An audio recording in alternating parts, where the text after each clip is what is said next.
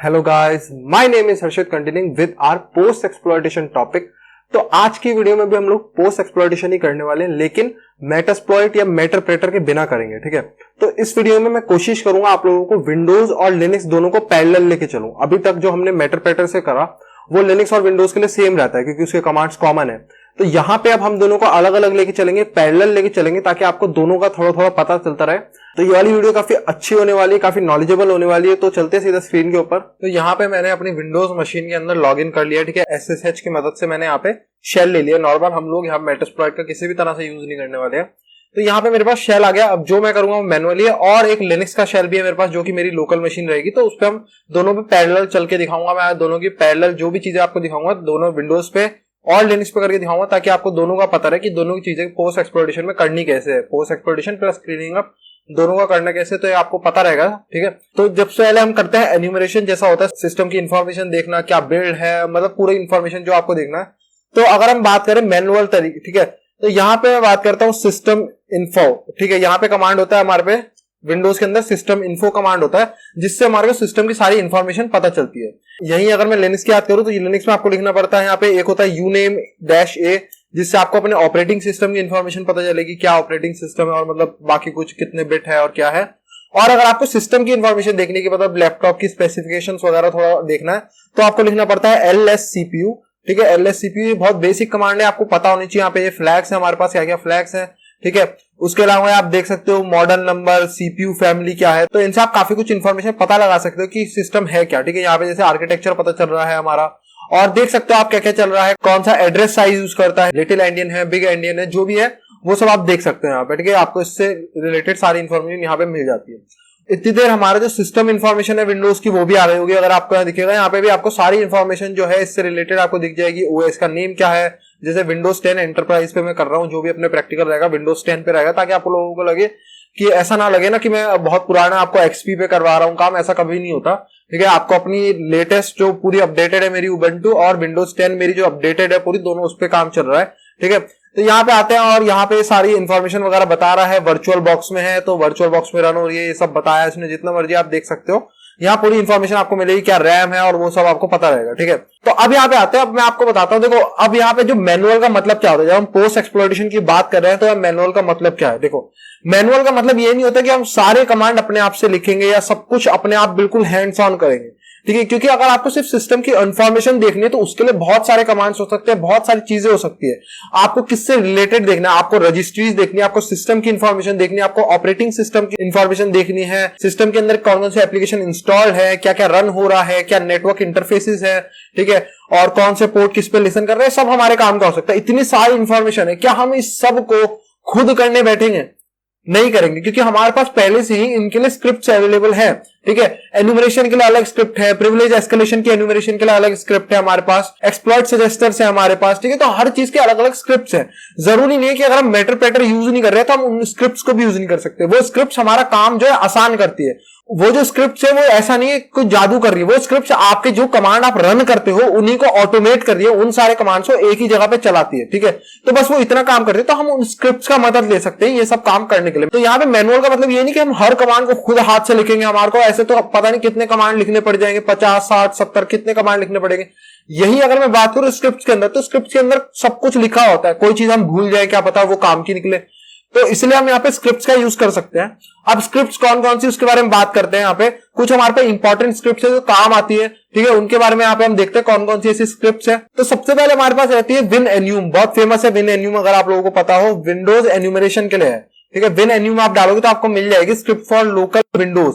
ठीक है, तो यहाँ पे हम चलते हैं, यहाँ पे बैट फाइल क्या होती है, बैच फाइल है। जैसे हमारे पे बैच स्क्रिप्टिंग लैंग्वेज है ना, कि जो टर्मिनल पे कमांड चला सकती है बहुत सारे, है ना, वैसे ही बैच एक प्रोग्रामिंग लैंग्वेज है जो CMD में कमांड्स चला सकती है। ठीक है, तो इस CMD के कमांड्स को ऑटोमेट करने के लिए बनी है। तो वहां पे यही है हमारे पास बैट फाइल है। इसको विंडोज में आपको ऐसा नहीं कि पाइथन का कोई इंटरप्रेटर डाउनलोड करना पड़ता है, जैसे कुछ करना पड़ता है, कुछ करने की जरूरत नहीं, आप इसको डायरेक्ट CMD से रन कर सकते हो, बैच फाइल आराम से चल जाएगी। ठीक है, तो यहाँ पे हम आते हैं और इस फाइल को अब हमारे को कहां पे ले जाना पड़ेगा, इस फाइल को हमारे को अपने यहाँ पे ले जाना पड़ेगा। अब मैं यहाँ पे बात करूं तो मेरा यहाँ पे इंटरनेट नहीं वर्क कर रहा है, तो मैंने इसको अपने लोकल सिस्टम पे जो है डाउनलोडेड कर रखा है। ठीक है, आप लोग यहाँ से जाके इसको डाउनलोड कर लेना और आप सिस्टम पे डाल लेना। मेरे में अभी इंटरनेट नहीं चल रहा है तो मैं इंटरनेट से डाउनलोड नहीं कर सकता, लेकिन मैं अपनी मशीन से इसमें भेज दूंगा, ठीक है, ताकि आपको पता रहे एक मशीन से दूसरी मशीन में भेजना कैसे है, ठीक है, चाहे वो एक नेटवर्क में दूसरे में, वो अंतर नहीं पड़ता, ठीक है। यहाँ पे मैं चलूंगा अपनी डायरेक्टरी के अंदर जिसके अंदर सारी फाइल्स रखी होती है मेरी।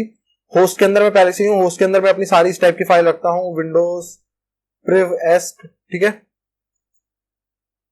विंडो प्रिवेस्ट, ठीक है। यहाँ पे हम आ गए। तो अगर मेरे को सबसे पहले तो सर्वर सेटअप करना पड़ेगा, अगर मेरे को कोई फाइल वहां पे भेजनी है तो मुझे अपने कंप्यूटर पे कोई सर्वर सेटअप करना पड़ेगा। तो उसको आप कैसे कर सकते हो? तो अब हमारे पास सर्वर कौन है? सर्वर है ये मेरी जो उबंटू की मशीन है, इसको हमें सर्वर बनाना पड़ेगा। तो कैसे बनाएंगे हम सर्वर? तो ताकि जो इसकी फाइल है वो सर्व हो जाए, ठीक है, वो सर्व हो जाए हमारे नेटवर्क के अंदर, लोग उन्हें देख पाए, डाउनलोड कर पाए। तो उसके लिए यहाँ पे हम पाइथन की मदद लेंगे। पाइथन से आप इजिली एक सर्वर बना सकते हो, पाइथन 3-m, ठीक है, और उसके बाद यहाँ पे आपको लिखना http.server, ठीक है।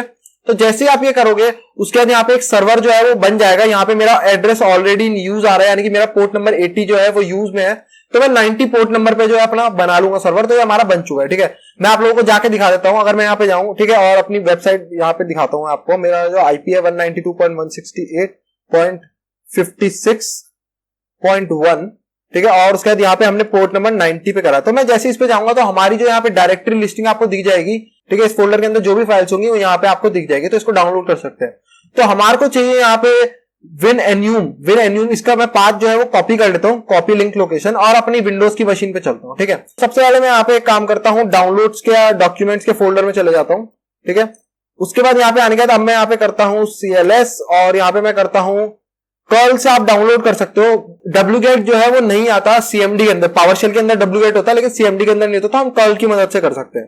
कर्ल करेंगे हम इस फाइल पे, उसको आउटपुट जो है वो सेव कर लेंगे winnu.bat फाइल के अंदर, ठीक है। अब मैं यहाँ पे एंटर मारूंगा तो आपको दिखेगा ये डाउनलोड हो जाएगी, ठीक है। मैं यहाँ पे एंटर LS करता हूँ, LS नहीं सॉरी, इसके साथ dir कमांड चलता है, ठीक है, dir कमांड। तो आप लोगों को यहाँ पे दिख जाएगा कि winnu.bat जो है वो आ चुकी है यहाँ पे, ठीक है। बस अब हमारे को इसको रन करना है, तो आपको ये काफी सारी इंफॉर्मेशन जो है वो निकाल के दे देगा, ठीक है। और थोड़ा सा टाइम तो लेगा क्योंकि काफी सारी इंफॉर्मेशन ये लेके आता है हमारे सामने, और काफी सारी काम की चीजें भी होती है उनमें। तो आप लोग अगर आप पेन टेस्टिंग करते हो तब आपके काम के आती हो, क्योंकि आपको देखना होता है कौन कौन से नेटवर्क इंटरफेस है, कौन कौन से पोर्ट लिसन कर रहे हैं, ठीक है, किस किस से कनेक्टेड है, क्या सिस्टम इंफॉर्मेशन है, मतलब सब कुछ आपको A to Z एक जगह पे मिल जाता है। तो आपको सारे कमांड खुद से रन नहीं करने पड़ते, ठीक है। तो यहाँ पे ये फायदा होता है ऑटोमेशन या स्क्रिप्टिंग का, ठीक है। तो ये जो आउटपुट है, ठीक है, ये आउटपुट को एक फाइल के अंदर सेव करता है जिसका नाम होता है report.txt। तो आपको स्क्रीन पे नहीं दिखता आउटपुट, मैं काफी देर से वेट कर रहा था, फिर मुझे याद आया कि ये जो है स्क्रिप्ट ये एक report.txt फाइल बनाती है, उसके अंदर यहाँ पे सेव करती है, ठीक है।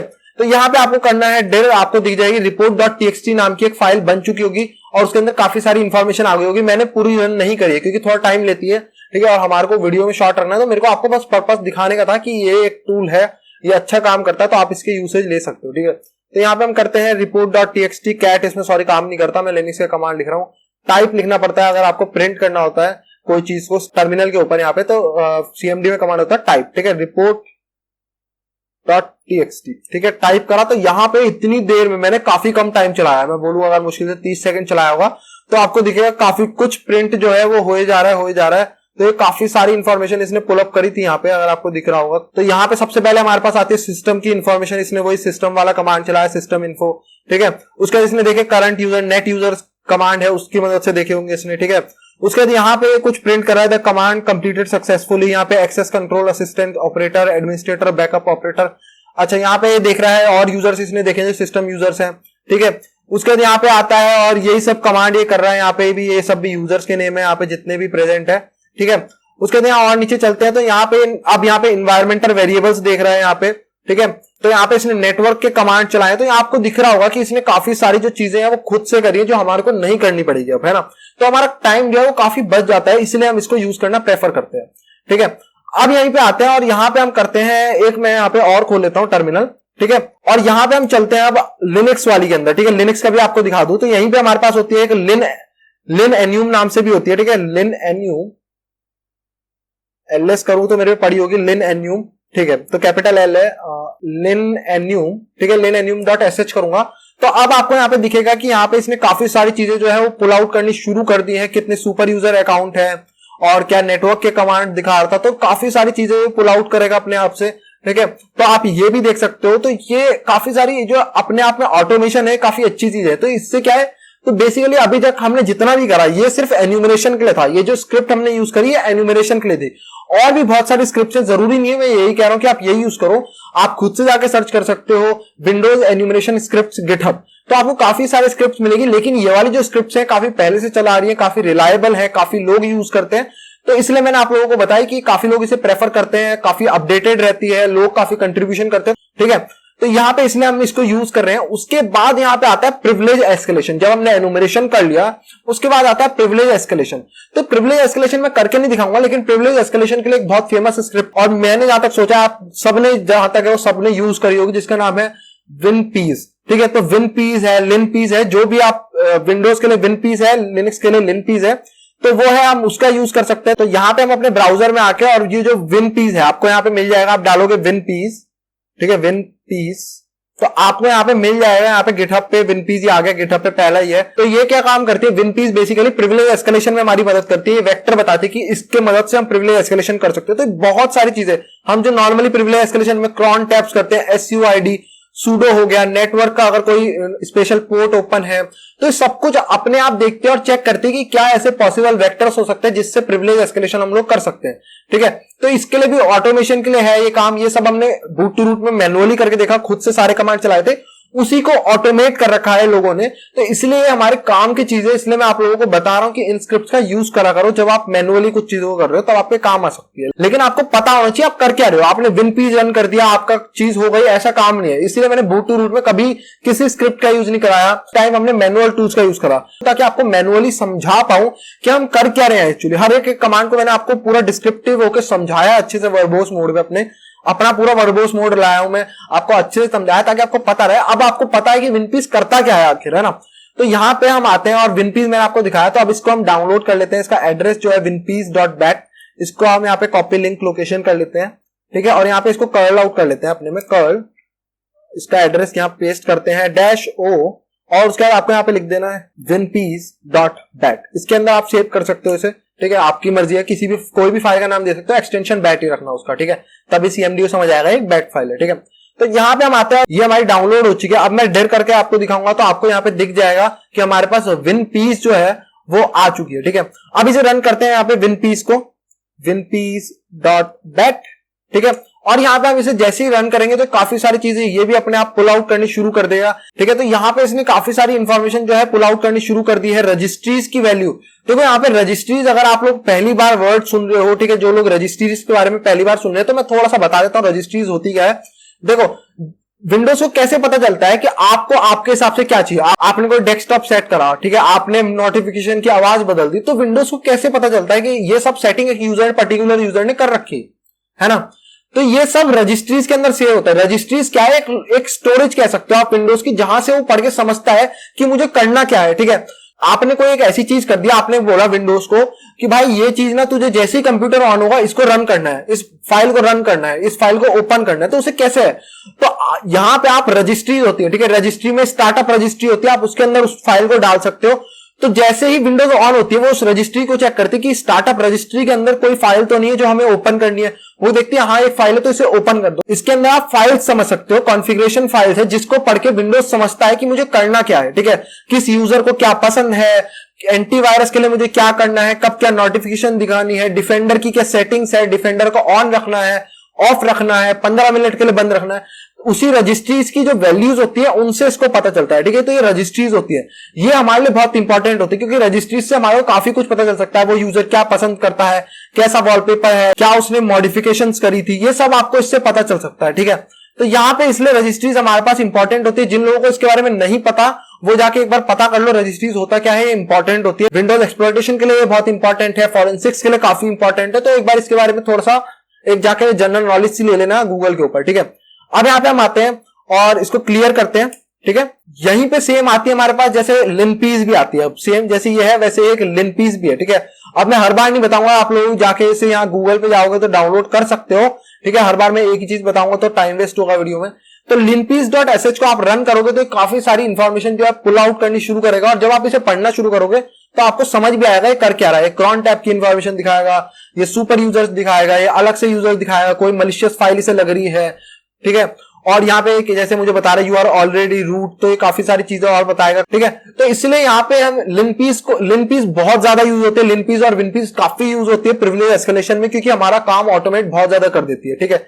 यहाँ पे SUID बिट फाइंड करनी हो, माउंट्स फाइंड करने हो, स्क्रिप्ट्स फाइंड करनी, क्रॉन जॉब फाइंड करनी, ग्रुप्स, यूजर्स, काफी कुछ इसके अंदर आप लोगों को मिल जाएगा जो आपका काम जो है काफी आसान कर देता है, ठीक है। तो अभी मैं इसको बंद कर देता हूं, ठीक है, क्योंकि मैं अभी इसलिए ज्यादा रन नहीं कर रहा हूं, क्योंकि मेरे पास अभी विंडोज मेरी VM में चल रही है, ठीक है। तो मुझे डर है कि क्योंकि ठीक है 2 रिकॉर्डिंग वाले सॉफ्टवेयर चल रहे हैं मेरे पास, तो उसके अलावा फायरफॉक्स चल रहा है, काफी सारे एप्लीकेशन ओपन है, तो मुझे ऐसा है कि लैग ना हो जाए, कहीं वीडियो में रिकॉर्डिंग के बीच में लैग होना ना शुरू हो जाए। इस चक्कर में मैं ज्यादा रन नहीं कर रहा हूँ, प्रेशर नहीं मार रहा हूँ लैपटॉप के ऊपर ज्यादा, ठीक है। अब यहाँ पे आते हैं, जब आपने ये सब देख लिया उसके बाद आते हैं, मैंने बताया था आपको एक्सप्लॉइट सजेस्टर। जब हम पिछली वीडियो में हमने मेटास्प्लॉइट से एक्सप्लॉइट सजेस्टर देखे थे, तो वैसे ही हमारे पास एक्सप्लॉइट सजेस्टर की स्क्रिप्ट्स है, ठीक है। तो यहाँ पे जो विंडोज वाली एक्सप्लॉइट सजेस्टर है उसका नाम है विंडोज एक्सप्लॉइट सजेस्टर, ठीक है। और यहाँ पे आपको चले जाना है। अब यहाँ पे मैं आपको कुछ इंपॉर्टेंट बता रहा हूं, आप ये याद रखना, ठीक है। इस चीज को आपको याद रखना है। आपको जाना है यहाँ पे इश्यूज में, ठीक है। इश्यूज में जाने के बाद आप यहाँ पे देख सकते हो, यहाँ पे ये है ना, यहाँ पे आपको तीसरे वाला इशू खोलना है, क्योंकि इसका जो पार्ट 2 है किसी ने वो बनाया, मैंने वो वाला भी यूज करके देखा, ये वाला भी पार्ट 2 थोड़ा अच्छा लगा, अपडेटेड भी है पार्ट 2। तो पार्ट 2 में आ जाओ, आप पार्ट 2 को खोल लो, ये वाला हमारे काम का है, तो हम इसे खोल लेते हैं, ठीक है। हमारे को ये चाहिए पार्ट 2 वाला, हम डाउनलोड करेंगे विंडोज एक्सप्लॉइट सजेस्टर पार्ट 2, ठीक है। इसे आपको डाउनलोड कर लेना है। अब आपको यहाँ पे दिख भी रहा होगा पाइथन की फाइल है, तो मैं इसको बताऊंगा कि क्योंकि सामने वाले कंप्यूटर पे जरूरत नहीं पाइथन इंस्टॉल हो, तो मैं आपको बताऊंगा कैसे कैसे क्या करना है, ठीक है। तो आप इसको डाउनलोड कर लेना अभी, और आपको दिखेगा यहाँ पे 9 आवर पहले ही यहाँ पे फिक्स हुई है, ठीक है। 9 घंटे पहले ही यहाँ पे फिक्स हुई है, क्योंकि मैंने एक बग बताया था, जो इसका ऑथर जिन्होंने लिखा है इस स्क्रिप्ट को, यहाँ पे मैंने उनको एक इशू बताया था, इस स्क्रिप्ट के अंदर इशू था, जो स्क्रिप्ट काम नहीं कर रही थी, तो वो इशू मैंने उन्हें बताया था। तो ये स्क्रिप्ट अब ठीक हो गई है, काम कर रही है सही से, ठीक है। तो इसको डाउनलोड कर लेना है यहाँ पे विंडोज एक्सप्लॉइट सजेस्टर नाम से। डाउनलोड होने के बाद अब यहाँ पे हम आते हैं, ठीक है। तो ये मेरे पास पहले से डाउनलोडेड है। अब इसके साथ एक स्पेशल चीज है, इसके लिए आपको क्या करना पड़ता है, यहाँ पे आपको ऐसा नहीं है कि आपको इसको टारगेट मशीन पे रन करना पड़ेगा, ये स्क्रिप्ट लोकल पे रन करनी होती है, लेकिन आपको इसको सिस्टम इंफॉर्मेशन, जिसको हैक करना है उसकी सिस्टम इंफॉर्मेशन देनी पड़ती है। तो जैसे ये कमांड है, मैंने अपनी विंडोज पे चलाऊंगा सिस्टम इंफॉर्मेशन, मुझे इसकी सिस्टम इंफॉर्मेशन मिलेगी। अब जो इसका आउटपुट है मुझे इसे कॉपी कर लेना है, मुझे इसको कॉपी करना है, ठीक है। इसका आउटपुट शायद से यहां तक था, मेरे को इसको कॉपी करके एक फाइल के अंदर लिख देना है, ठीक है। तो हम यहाँ पे चलते हैं, एक टर्मिनल और खोल लेते हैं, ठीक है। तो यहां पे मैं करूंगा विंडोज एक्सप्लॉइट सजेस्टर, आपको रन करना है विंडोज एक्सप्लॉइट सजेस्टर .py, ठीक है। उसके बाद आपको यहाँ पे देना सबसे पहले डैश अपडेट, ताकि जो इसका डेटाबेस है, जो इसके अंदर CVEs रखे हुए हैं, वो अपडेट हो जाए। अब आप सोचोगे इसके अंदर कितने CVEs हो सकते हैं, कोई आइडिया? पता है इसके अंदर कितने लिखे हुए हैं? इसके अंदर टोटल 20,000 है। सोचो 20,000 इसके अंदर स्टोर्ड है। 20,000 एक्सप्लॉइट में सर्च करता है कि कौन सा आपकी विंडोज मशीन को हैक करने में काम आ सकता है, कौन सा उस पर काम करेगा, तो 20,000 एक्सप्लॉइट्स के अंदर सर्च करता है, ठीक है। तो अब आपको दिखेगा यहाँ पे एक डेटाबेस फाइल बन चुकी है, हमारे को इसको प्रोवाइड करनी होती है, इसलिए इंपॉर्टेंट है। ये फाइल हमारे पास आ चुकी है, इसका नाम याद रखना है, ठीक है। और यहाँ पे हम रन करते हैं विंडोज एक्सप्लॉइट सजेस्टर -d में आपको इसको फाइल देनी है डेटाबेस वाली, ठीक है। उसके अलावा यहाँ पे अब आपको इसको देना है -i में आपको सिस्टम इंफॉर्मेशन वाली फाइल देनी है, systeminfo.txt। तो जैसे ही आप इसे रन करोगे, आप देखोगे यहाँ पे इंफॉर्मेशन पुल आउट करना शुरू कर देगा कि इसके अंदर क्या क्या एक्सप्लॉइट जो है वो काम कर सकते हैं, ठीक है। और आप उनको फिर एक्सप्लॉइट DB का या आपको लिंक देगा, जैसे यहाँ पे इसने काफी सारे बताए हैं मेरे लिए। मेरी विंडोज मशीन लग रहा है काफी पुरानी, मैंने अपडेट नहीं करा हुआ इसको, ठीक है। तो यहाँ पे आपको दिखेगा, तो ये सारे एक्सप्लॉइट्स हैं जिनसे एक्सप्लॉइट हो सकती है, ठीक है। तो आप देख लेना कौन कौन से आपके काम की है, ठीक है, क्योंकि जरूरी नहीं है, कोई ऐसी भी हो सकती है डॉस के लिए स्क्रिप्ट हो तो आप किसी पे DDoS कर सकते हो, लेकिन वो हमारे काम के नहीं। रिमोट कोड एग्जीक्यूशन मिल जाए बहुत अच्छी बात है, लोकल प्रिविलेज एस्केलेशन काफी अच्छी बात है। तो आपको इनका एक्सप्लॉइट DB का यहाँ पे लिंक मिलता है, इन एक्सप्लॉइट DB के लिंक पे जाके आप यहाँ पे इनके बारे में और एन्यूमरेशन देख सकते हो कि किस किस वर्जन पे काम करता है, क्या है इस सिस्टम का वर्जन आपके लिए मैच कर रहा है या नहीं कर रहा है, ठीक है। तो यहाँ पे इसने काफी सारी एक्सप्लॉइट्स मुझे निकाल के दिए। सेम यहीं पे आता है लिनक्स के लिए भी, ठीक है। लिनक्स एक्सप्लॉइट सजेस्टर भी सेम हम पे आता है, लिनक्स एक्सप्लॉइट, ठीक है, लिनक्स एक्सप्लॉइट सजेस्टर। तो आप जैसे ही से रन करोगे तो आपके लिए सारे एक्सप्लॉइट्स निकाल के दे देगा कि आपके सिस्टम पे क्या हो सकते हैं। मेरा फुल्ली अपडेटेड है यार, कोई टेंशन नहीं है, मुझे फुल्ली अपडेटेड है, यहाँ पे कोई भी पॉसिबल एक्सप्लॉइट नहीं है, ठीक है, क्योंकि मेरा कर्नल वर्जन भी बिल्कुल नया है, सब कुछ लेटेस्ट है, बिल्कुल डिस्ट्रीब्यूशन लेटेस्ट है। तो अभी इसके अंदर इतनी जल्दी बग नहीं मिलते, ठीक है। और बग मिलते हैं तो एकदम से पैच आ जाता है, तो कोई टेंशन नहीं है। तो यहाँ पे मेल नहीं है, लेकिन आपको ये स्क्रिप्ट रन करके देख सकते हो। प्रिविलेज एस्केलेशन के लिए स्क्रिप्ट मिल जाती है आपको, लोकल स्क्रिप्ट इससे, और काफी काम आ सकती है क्योंकि वो एक स्क्रिप्ट रन करोगे आपको रूट मिल जाता है लोकल स्क्रिप्ट से, और रिमोट स्क्रिप्ट भी मिल सकती है जो रिमोट कोड एग्जीक्यूशन में आपकी हेल्प कर पाए। ठीक है, अब यहाँ पे आते हैं, मैंने आप लोगों को मेटास्प्लॉइट में एक और अच्छी चीज बताई थी, क्रेडेंशियल डंपिंग, यानी कि क्रेडेंशियल निकालना। अब इसमें काफी लोगों का इंटरेस्ट भी होता है कि कैसे हम लोग क्रेडेंशियल निकाल सकते हैं। ठीक है, तो क्रेडेंशियल निकालने के लिए यहाँ पे हमारे पास विंडोज और लिनक्स दोनों में दो दो चीजें हैं। ठीक है, अब विंडोज में दो चीजें क्या है मैं पहले आपको बताता हूं। हमारे पास पहला टूल है लजांगने। अब इसका प्रोनाउंसिएशन कैसा है मुझे नहीं पता, लेकिन स्पेलिंग ये है, लजांगने लिख सकते हो जो भी है। ठीक है, उसके अलावा एक कीवी, लजांगने और कीवी दो हैं। कीवी मैंने आपको पिछले मेटास्प्लॉइट में करके दिखाया था, कीवी या मीमकैट्स दोनों एक ही चीज है। ठीक है, वो आपको करके दिखाया था, तो वो तो सेम ही रहेगा, कोई खास अंतर नहीं पड़ेगा, तो मैं उसको अभी करके नहीं दिखाऊंगा इस वीडियो में। सेम है यार, आपको डाउनलोड करनी है, पासवर्ड का कमांड ऑनलाइन देख लेना कि मीमकैट से पासवर्ड कैसे निकालते, कमांड मिल जाएगा, रन कर लेना, पासवर्ड मिल जाएगा। मैं आपको लजांगने नया है तो उससे करके दिखा देता हूं, और आपके लर्निंग के लिए मैंने एक चीज और करी ताकि आपको और अच्छे सीखने को मिले। लजांगने इतना अच्छा टूल है कि मैंने जो अपना पासवर्ड है, मैंने, आप ब्राउजर में सेव कर सकते हो ना, ऑप्शन आता है कि सेव पासवर्ड, आप किसी वेबसाइट पे लॉगिन करते हो और सेव पासवर्ड का ऑप्शन आता है ना, तो वैसे ही मैंने एक वेबसाइट का पासवर्ड जो है वो सेव करा था। सिर्फ एक वेबसाइट का मैंने अपने गूगल क्रोम पे जाके वेबसाइट का पासवर्ड सेव करा। ठीक है, और उसमें फेक ईमेल डाल के पासवर्ड सेव करा। तो अब देखते हैं क्या लजांगने उसको भी निकाल देगा। ये हमारे लॉगिन पासवर्ड प्लस जो ब्राउजर के अंदर होते हैं उनको भी निकाल के दे देता है पासवर्ड सेव, तो वो भी काफी अच्छा है लजांगने के बारे में बात। तो लजांग जो है जो पासवर्ड डंप करेगा हमारे लिए, उससे पहले आपको यहाँ पे कुछ काम करने पड़ेंगे, जैसे रियल टाइम स्कैनिंग वगैरह, इनको बंद कर देते हैं हम। तो इसको बंद करने के रिसोर्सेज वगैरह कहां से मिलेंगे आप लोगों को, ये मिलेंगे पेलोड ऑल थिंग्स में। ठीक है, पेलोड ऑल थिंग्स जाओ, यहाँ पे सारी एक जगह पे रिसोर्सेज कंबाइंड है। आपको क्लाउड सीखना है, आपको लिनक्स प्रिविलेज एस्केलेशन करना है, नेटवर्क सीखना है, जो भी आपको करना है एक जगह मिलेगा। तो यहाँ पे हम चले जाएंगे विंडोज प्रिविलेज एस्केलेशन वाले में जाना है आपको, विंडोज प्रिविलेज, और यहाँ पे आपको एंटीवायरस और यहाँ पे मिल जाएगा डिफेंडर। तो यहाँ पे हम रियल टाइम स्कैनिंग जो है उसको बंद कर देंगे। ठीक है, तो यहाँ डिसेबल रियल टाइम स्कैनिंग आपको मिल रहा होगा यहाँ पे, तो आपको यहाँ पे कॉपी कर लेना है इस कमांड को। ठीक है, और यहाँ पे आपको ये देने की जरूरत नहीं है गेट कंप्यूटर स्टेटस। ठीक है, ये बताएगा कि ऑफ हुआ कि नहीं हुआ, लेकिन मुझे पता है ऑफ हो जाएगा।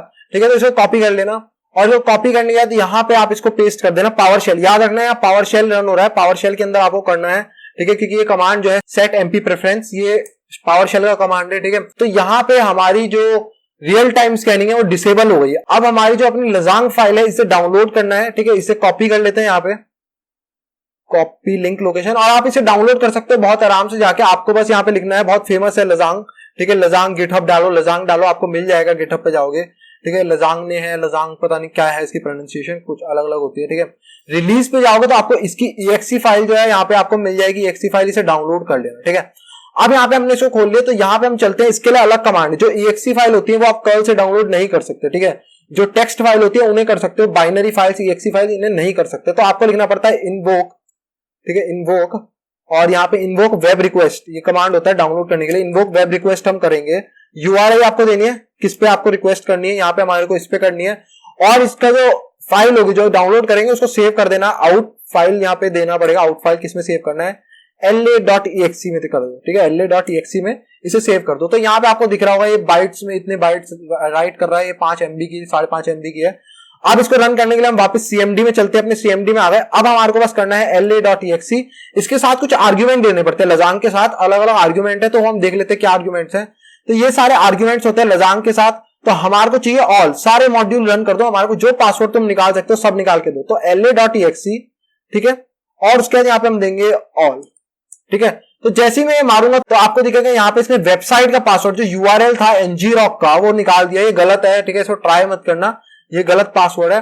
तो यहाँ पे इसने इससे डाउनलोड करके निकाल दिया है। ठीक है, और उसके बाद यहाँ पे हैश डंप जो है वो हैश डंप भी मेरा आ चुका है। अब मैं इन हैशेस को क्रैक करके अपना पासवर्ड जो है वो निकाल सकता हूँ। ठीक है, ये हो गई यहाँ पे विंडोज की बात। इसके अलावा कीवी भी सेम काम कर सकता है, आप कीवी से भी कर सकते हो यही काम। अब आते हैं हम लोग लिनक्स में। लिनक्स के लिए यहाँ पे आते हैं, हमारे पास एक आती है मीम करके, LS उसका नाम है, भूल जाता हूँ बार बार, मीमी पेंगुइन है, सॉरी, मीमी पेंगुइन एक है, मीमी पेंगुइन आप डाउनलोड कर सकते हो। और लजांग जो है वो उसके लिए भी है, लजांग जो है ये मैक OS के लिए भी, लिनक्स के लिए, तो आप लजांग भी डाउनलोड कर सकते हो, लजांग से भी सेम काम कर सकते हो।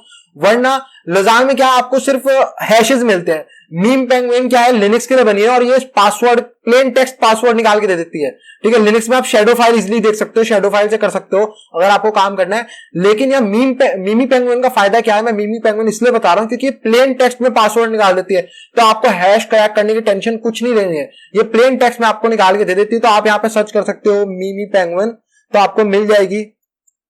मीमी पेंगुइन गिटहब पे पड़ी भी है ये रही, ठीक है। इसको आप डाउनलोड कर लेना, यहाँ पे इसकी फाइल आपको मिल जाएगी, ठीक है। अब यहाँ पे हम आते हैं और लिनक्स में मेरे पड़ी हुई है, तो मैं इसको रन करता हूँ यहाँ मीमी पेंगुइन, ठीक है। ये रही मेरी फाइल और मैं यहाँ पे इसको रन नहीं करूंगा क्योंकि मेरा पासवर्ड जो है क्लियर टेक्स्ट में जो है वो निकाल के दे देगी और ये गारंटी वर्क करता है यार। मैंने खुद चेक करा है, वीडियो बनाने से पहले 2 बार चेक करा है, मेरे दोनों बार इसने पासवर्ड जो है निकाल के दे दिया है। और यहाँ तक कि जो अलग यूजर है जैसे VSFTPD जो सिस्टम के यूजर है उनका आप पासवर्ड रखते हो, उनका भी निकाल के दे देती है, तो बहुत अच्छा है ये, ठीक है। इसका यूज करो।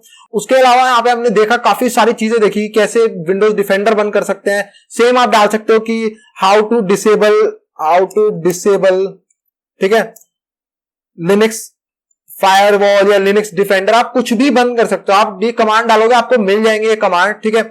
उसके अलावा यहाँ पे अगर आपको क्लियर करने हैं अपने लॉक्स, तो उसके लिए हमारे पास आते हैं लॉक्स किलर, बोलते हैं लॉक्स किलर, ठीक है। लॉक्स किलर आप डालो यहाँ पे, तो आपको यहाँ पे पहला मिलेगा ये लॉक किलर, ये विंडोज और लिनक्स दोनों के लिए है, तो आप इसका यूज कर सकते हो। अगर आप विंडोज पे हो तो आपको ये बैक फाइल रन करनी है, तो आपके लॉक्स जो है वो डिलीट हो जाएंगे। और अगर आप लिनक्स पे, तो लिनक्स पे PHP इंस्टॉल आता है, तो ये PHP की फाइल है, आपको इस PHP की फाइल को रन करना है, तो आपके सारे लॉक्स डिलीट हो जाएंगे। तो इससे भी आप अपने लॉक्स को क्लियर कर सकते हो इन फाइल्स को डाउनलोड करके। उसके अलावा अगर आपको कुछ एडिशनल रिसोर्सेज चाहिए, जैसे कि उसके अलावा आपको एंटीवायरस को किल करना है, तो किल एवी गिटहब आप डालोगे तो आपको यहाँ पे स्क्रिप्ट्स मिल जाएंगी जो एंटीवायरस को किल करती हैं। यहाँ नीचे काफी सारे यहाँ पे प्रोजेक्ट्स डले हुए हैं किल एवी नाम से, जो एंटीवायरस को किल करने के लिए स्पेशली बने हैं, तो आप इनकी मदद ले सकते हो, ठीक है। तो ये काफी सारी अच्छी चीज है। उसके अलावा अगर आपको कुछ करना है तो पेलोड ऑल थिंग्स मैंने आपको बता दिया, सबसे अच्छी रिसोर्स है, इसको देखो। यहाँ पे आपको काफी कुछ मिलेगा। आपको करना क्या है, यहाँ पे देखो विंडोज के लिए कितनी सारी चीजें हैं। विंडोज यूजिंग क्रेडेंशियल्स आप क्या कर सकते हो, डाउनलोड करना है, एग्जीक्यूट करना है, मीम कैट्स के ऊपर स्पेशली बना हुआ है यहाँ पे, ठीक है। कैसे इससे पासवर्ड डंपिंग वगैरह करनी है आप देख सकते हो, परसिस्टेंस कैसे करना है, ठीक है। और लिनक्स के लिए देखते हैं, लिनक्स में भी परसिस्टेंस प्रिविलेज एस्केलेशन के लिए यहाँ पे दिए हुए हैं। उसके अलावा आप गूगल तो कर ही सकते हो, आसानी से मिल जाएंगे आपको। उसके अलावा देखो, जब आपने यहाँ पे सब कुछ तो हमने कर लिया, पासवर्ड डंपिंग कर ली, क्रेडेंशियल डंपिंग, एंटीवायरस के लिए भी कर लिया हमने, अपने लॉक्स क्लियर कर लिए, ठीक है, सिस्टम एन्यूमरेशन कर ली, प्रिविलेज एस्केलेशन। उसके अलावा जब हमने real time scanning, defender, firewall इन सबको भी ऑफ कर लिया, तो उसके बाद यहाँ पे पोस्ट एक्सप्लॉइटेशन के कुछ हमारे पे फ्रेमवर्क है, जैसे मेटास्प्लॉइट आप यूज कर सकते हो। जब आपने सब कुछ बंद कर दिया तो मेटास्प्लॉइट को कोई एंटीवायरस तो है नहीं, पिकअप कर लिया, तो मेटास्प्लॉइट को, अब मेटास्प्लॉइट का पेलोड उसमें डाल दो, EXE को डाउनलोड कर दो, उसे रन कर दो, तो आप उससे काम कर सकते हो आसानी से। काफी काम आपके आसान हो जाएंगे। या फिर एक एम्पायर आता है, एम्पायर फ्रेमवर्क आप यूज कर सकते हो। यहाँ पे एक और फ्रेमवर्क के ऊपर यहाँ पे दिया हुआ है, कोआर्डिक नाम से दिया हुआ है, इसका कर सकते हो, इसका यूज करना है तो इसका कर सकते हो। तो अलग अलग फ्रेमवर्क है जो पोस्ट एक्सप्लॉइटेशन के लिए बने हैं, उनका यूज कर सकते हो। तो ये भी काफी अच्छी चीज है, इसके बारे में देखो। सो आई होप सो ये वीडियो आपको बेनिफिशियल लगी हो, कुछ नया जानने को मिला हो। So please like the video, subscribe the channel. Thank you and good bye.